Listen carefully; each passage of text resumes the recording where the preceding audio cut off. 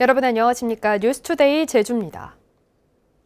6일 지방선거 후보자 등록이 시작된 가운데 더불어민주당 오영훈 후보와 국민의힘 허양진 후보가 첫 지상파 TV 토론을 가졌습니다. 후보들은 제주 제2공항과 4.3 해결 문제 등 지역 현안과 주요 공약을 놓고 치열한 설전을 벌였습니다. 권혁태 기자가 보도합니다. 오영훈, 허양진 두 후보는 토론 시작부터 4.3 문제 해법을 놓고 맞부딪혔습니다. 보상금이 과거 사판례인 1억 3천만 원보다 적은 9천만 원으로 책정된 것을 놓고 법안을 발의했던 오영훈 후보의 책임에 대해 공방이 벌어졌습니다. 또 원래 예산에 반영을 하기 위해서 어떻게 보면은 이제 오영훈 의원이 새로운 도지사 출마라든지 여러 가지 정치적 여건 이것들을 고려해서 좀 서두른 것이 아닌가, 정부 합의를. 그런 좋습니다. 감이 들고요. 1억 3,200만 원, 그 기준안을 마련한 게 제입니다. 그 9천만 원이라는 것은 희생자 1인당 보상 금액을 얘기하는 겁니다. 부족하다고 느낄 경우 소송을 통해서 보상금을 더 지급받을 수 있는 길을 열어놨다는 점을. 제2공항 문제가 결론을 내리지 못한 채 장기화되고 있는 것을 놓고도 두 후보는 서로 문재인 정부와 원희룡 도정의 책임이라며 공방을 벌였습니다. 지금 가덕도 신공항은 특별법을 통해서 아주 신속하게 정부가 책임 있게 예산을 지원하면서 추진을 해나가고 있다고 봅니다. 그런데 우리 제2공항은 지금 추진이 지지부진합니다. 찬성과 반대로 극명하게 나누면서 제2공항 건설 추진의 동력을 쉽게 확보하기 어려웠다는 점에 문제가 있다고 보고요. 그다음에 국토교통건설부와 그다음에 원희룡 도정 간의 원만한 협의가 제대로 진행되지 못했기 때문에. 오영훈 후보는 제주교통공사 등 공기업 5개를 만들겠다는 허양진 후보의 공약이 비현실적이라고 비판했고, 재정 여건에 기반해서 만들어져야 한다고 생각하고요. 과도한 공기업을 만들어서 또 저희 제주도의 세금이 낭비되는 일이 없어야 한다. 지금 공무원 숫자도 많다는 지적이 많습니다. 민간 부분과 충첩되지 않는 공공 부분이 다루고 있는 부분들을 공기업에다가 공기업을 만들어서 그걸 이제 효율적으로 관리하고 전문성을 확보했다는 거고요. 허양진 후보는 오영훈 후보가 도의원 시절부터 사퇴와 출마를 반복했다며 비판했습니다. 중도 사퇴하는 것은 자신의 이제 도지사에 대한 권력욕이랄까, 이거를 유권자가 선택하고 부여한 책임을 헌신짝처럼 버렸다는 비판도 있습니다. 어떤 유권자에 대한 배신행위다, 이런 비판에 대해서도. 더 안타까운 것은 저는 원희룡 도지사께서 10개월 이상의 공백을 자초한 도지사직 사퇴가 더 큰 도민들의 기대를 저버리는 행위가 아니었나. 두 후보는 중산간 순환도로와 관광단지 개발 등을 놓고도 상반된 입장을 보이며 불꽃 튀는 토론을 벌였습니다. MBC 뉴스 권혁태입니다.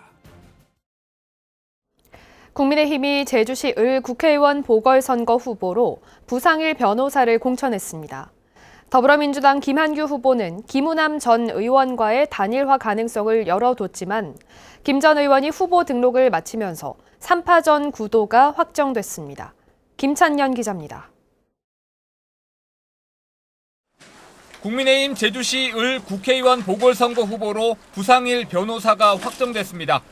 부상일 후보는 100% 일반 국민 여론조사로 진행된 경선에서 58.7%의 득표율을 얻어 3명의 후보자를 여유 있게 따돌렸습니다.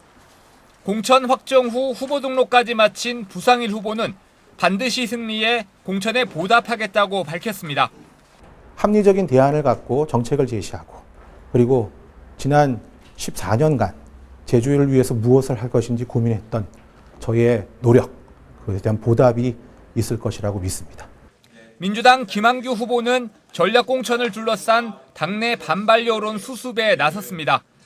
공천 결과를 수용한 홍명환, 김희연 전 도의원에게 감사의 뜻을 전했고, 김우남 전 의원에게는 모든 가능성을 열어두고 설득하겠다고 밝혔습니다. 후보 등록은 이제 시작할 수 있지만 선거일까지는 시간이 많이 남아 있습니다. 계속 말씀드리고 찾아뵙고 하면서 같은 길을 갈 수 있도록 방안을 모색해내겠습니다. 하지만 김우남 전 의원은 후보 등록 첫날 선관위 등록을 마쳤고 단일화 가능성에 대해서는 선을 그었습니다. 중앙당의 일방적인 전략 공천으로 민주당은 정당성을 잃었다며 무소속으로 완주하겠다고 밝혔습니다. 내리꽂는 이런 관습을 반드시 막을 수만 있으면 저는 선거 승패에 관계없이 출마의 목적을 달성했다고 저는 평가하는 사람입니다. 한편 후보 등록 신청 첫날 무소속 박찬식 도지사 후보와 이성문 교육감 후보가 등록을 마쳤고 도의원 후보는 46명, 교육의원 후보는 8명이 등록했습니다. MBC 뉴스 김찬년입니다. 전국에서 유일하게 제주에서만 실시되는 교육의원 제도는 일몰제 도입으로 이번 지방선거를 끝으로 폐지되는데요. 첫 여성 교육의원에 도전하는 후보와 재선을 노리는 현역 의원이 맞붙는 제주시 중부 선거구를 박주연 기자가 보도합니다. 공동화가 가속화되면서 학생 수가 급감하고 있는 원도심을 낀 제주시 중부 선거구. 현역의 김장영 예비후보와 교육계 첫 여성 선출직에 도전하는 고희숙 예비후보가 맞대결에 나섰습니다. 고희숙 후보는 정교조 제주지부 사무처장과 남광초 교감 등을 역임했습니다.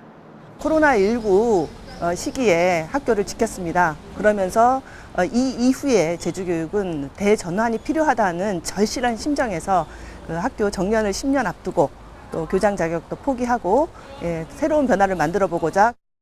고희숙 예비후보는 학생 맞춤형 제주형 기초학력 보장 시스템 마련과 정서지원 조례 제정 등을 공약했습니다. 아이들 기초학력과 관련된 보장 시스템을 제주형에 맞게 또 아이들 한 명 한 명의 맞춤형으로 진단하고 지원할 수 있도록 하겠습니다. 아이들뿐만 아니라 교육가족 모두의 정서 지원을 지원할 수 있는 지원 조례를 다시 제정하도록 하겠습니다. 재선을 노리는 김장영 예비후보는 제주중앙여고 교장을 역임하고 제주도의회 교육위원회 부위원장을 지냈습니다. 제주교육의 현안 사항들을 잘 해결하지 못한 부분들이 있어서 그 문제를 해결해서 우리 아이들에게 건강한 미래를 대비하기 위한 교육을 하기 위해서 제 역할이 크다고 생각해서. 김장영 예비후보는 병원과 연계한 학생 건강검진 제도를 개선하고 보건과 상담교사를 확충하겠다고 약속했습니다. 아이들이 건강과 안전을 위해서 병원과 연계해가지고 건강검진을 개별적인 검진으로 개선해보고자 합니다. 보건교사하고 상담교사하고 복지사들을 더 확대해 나가겠습니다. 원도심 학교 활성화를 위해 고희숙 후보는 지역 기반 교육 성장 시스템 구축을, 김장영 후보는 거점별 돌봄 시설을 조성하겠다고 밝혔습니다. 현역대 초선, 보수대 진보 대결 구도의 제주시 중부 선거구 교육위원 선거에서 유권자들의 표심에 관심이 쏠리고 있습니다. MBC 뉴스 박주연입니다. 최근 제주의 돌고래 체험시설인 퍼시픽 리솜에서 멸종 위기종인 돌고래 2마리를 허가 없이 다른 지방으로 반출했던 것으로 MBC 취재 결과 확인됐는데요. 돌고래를 몰래 반입한 경남의 돌고래 체험시설에서도 이 같은 사실을 숨기려고 환경부에 거짓말까지 한 것으로 드러나 경찰이 수사에 나섰습니다. 박혜진 기자가 보도합니다. 지난달 24일 제주항 부두에서 화물차가 여객선으로 들어갑니다. 이 화물차는 제주 퍼시픽 리솜의 큰 돌고래, 태지와 아랑이를 싣고 경남 거제 시월드로 옮겼습니다. 제주 퍼시픽 리솜은 해양수산부로부터 반출 허가를 받지 않았고 경남 거제 시월드도 환경부에 양수 신고를 하지 않았습니다. 일주일 뒤인 지난 2일 환경부 낙동강 유형 환경청은 거제 시월드에서 정기 현장 점검을 벌였습니다. 그런데 거제 시월드 측은 큰 돌고래 2마리를 이미 반입한 사실을 숨기고 기존에 있던 돌고래 9마리만 있다고 환경부에 허위 보고했습니다. 언제 들어올 거냐고 물었을 때 아직 조금 더 있어야 된다. 그리고 어떤 이송 방법인지도 아직 논의 중이다. 그런 식으로 얘기를 했었거든요. 결국 제주 MBC 보도로 돌고래가 몰래 옮겨진 것으로 드러나자 환경부는 거제 시월드를 위계에 의한 공무집행 방해 혐의로 거제경찰서에 고발했습니다. 왜 이렇게 은폐를 했는지, 안 한 그런 정당한 이유가 있는지, 왜 그랬는지, 다른 그런 기관이나 그런 데에 대한 사주라든지 교사라든지 지시가 있었는지 종합적으로 제가 확인을 해볼 겁니다. 공무원을 속였을 때 적용되는 위계에 의한 공무집행 방해죄에 따르면 5년 이하 징역 또는 1,000만 원 이하 벌금을 물게 됩니다. 한편 제주해경은 CCTV 영상 등 확보된 증거들을 바탕으로 다음 주쯤 퍼시픽 리솜과 거제 시월드 관계자들을 불러 돌고래 불법 반출에 대한 조사를 진행할 예정입니다. MBC 뉴스 박혜진입니다.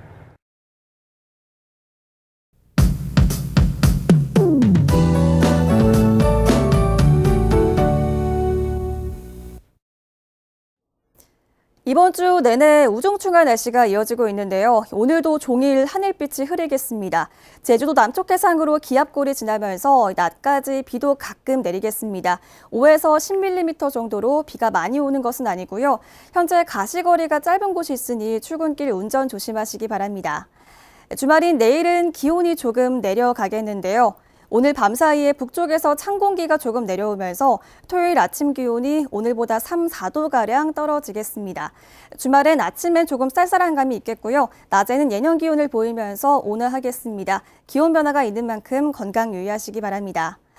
현재 남쪽에서 더운 수증기가 유입되면서 아침 기온이 예년보다 높습니다. 현재 기온 보시면 북부 지역 17도, 남부 지역 19도, 동부 지역 18도로 어제와 비슷하게 시작하고 있습니다.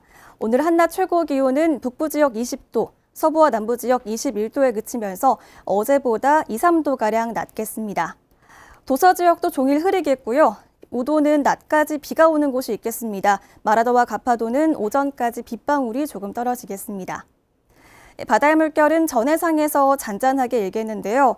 고온화습한 공기가 바다 위를 지나면서 오늘도 바다에 안개가 끼겠습니다. 해상 안전사고에도 유의하시기 바랍니다. 주말인 내일부터는 다시 하늘 표정이 맑아지면서 활동하기 좋겠습니다. 다음 주에도 맑은 날씨가 이어질 전망입니다. 날씨였습니다.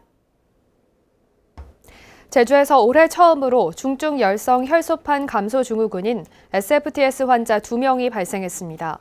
제주도에 따르면 서귀포시에 사는 60대 남성이 지난 1일부터 발열과 몸살 증상을 보인 뒤 확진 판정을 받았고, 서귀포시에 사는 60대 여성도 지난 5일부터 발열과 복통, 설사 증상을 보인 뒤 확진 판정을 받았습니다. 제주에서는 지난해 SFTS 환자 8명이 발생했고 2명이 숨졌습니다. 제주 서부경찰서는 개를 코만 남긴 채 산채로 땅속에 묻은 혐의로 개 주인 등 2명을 검찰에 넘겼습니다. 경찰은 이들이 개를 잃어버렸다고 진술했지만 주변 CCTV 영상 등을 통해 혐의를 확인했고 동물 학대 혐의로 검찰에 송치했다고 밝혔습니다. 한국환자단체연합회는 성명을 내고 지난 3월 제주대학교 병원에서 코로나19 치료 중에 약물 과다 투약 이후 숨진 13개월 영아 사망 사고에 대해 철저한 수사를 촉구했습니다. 이들은 간호사 등 의료진들이 조직적으로 과다 투약 사실을 은폐하려고 했는지 등 사망 사고에 대한 진상을 철저히 규명하고 보건복지부도 재발 방지 대책을 세워야 한다고 강조했습니다. 제주국제자유도시 개발센터가 창립 20주년을 맞아 기본으로 혁신하는 JDC를 새로운 경영 방침으로 발표했습니다. 양영철 JDC 이사장은 창립 20주년 기념식에서 초심으로 돌아가 가장 기본부터 조직을 변화시켜 나가겠다며 기관 설립 목적에 맞는 정체성을 확립하기 위해 공기업다운 사업을 시행하고 핵심 사업의 추진 방향을 재조정하겠다고 밝혔습니다. 제주택배노동조합 제주지부와 제주녹색소비자연대 등 3개 단체는 제주도의회에서 기자회견을 열고 제주택배도선료 문제를 해결하기 위해 6일 지방선거 출마 후보자들에게 공개 질의하고 답변서를 수합해 오는 18일 공개하겠다고 밝혔습니다. 택배도선료 조례 제정안은 지난 12월 도의회에 제출됐지만 5개월째 처리되지 못하고 있습니다. 뉴스투데이 제주를 마치겠습니다. 시청해주신 여러분 고맙습니다.